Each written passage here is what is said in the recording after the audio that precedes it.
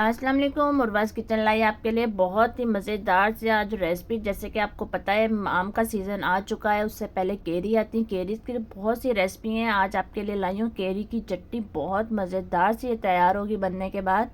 इसे आप किसी भी सब्ज़ी के साथ, जैसे कि भुना हुआ सालन बनाओ उसके साथ आप लें, बहुत मज़े की लगेगी। गर्मियों में तो वैसे ही ऐसी चीज़ें बहुत मज़ा करती हैं।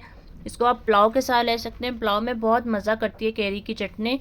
तो चलते हैं देखते हैं कैसे बनेगी चटनी। तो इसके लिए हमें चाहिए आधी कटोरी धनिया की चाहिए, और 5 हरी मिर्च जो कि मैंने कटिंग करके रखी हुई हैं, 2 कलियां लहसुन की, और यहाँ पर 2 मेरे पास केरी थी जो कि 2 इंच की एक केरी होगी, 2 मैंने केरी इसमें ऐड की थी।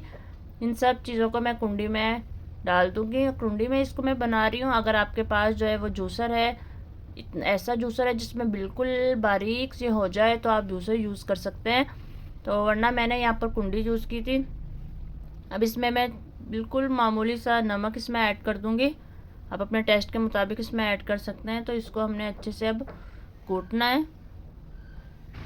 यहाँ पर मैंने लहसुन भी इसमें ऐड किया है। लहसुन तो वैसे भी बहुत से फ़वाइद हैं लहसुन खाने के। आप किसी ना किसी तरीके से आप उसे यूज़ किया करें, अपने खाने में लिया करें, तो बहुत मज़े का टेस्ट आता है इसमें। अगर हमने जो लहसुन इसमें ऐड किया है, तो इसको अच्छे से मैंने इसका देखो पेस्ट बना लिया।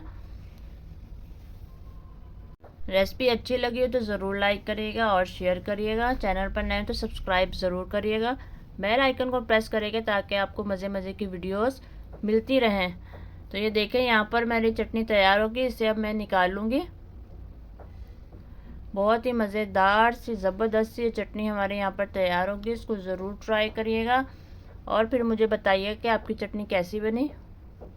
और भी बहुत सी रेसिपीज़ आपके लिए लाऊंगी केरी की। चलते हैं फिर, अल्लाह हाफिज़।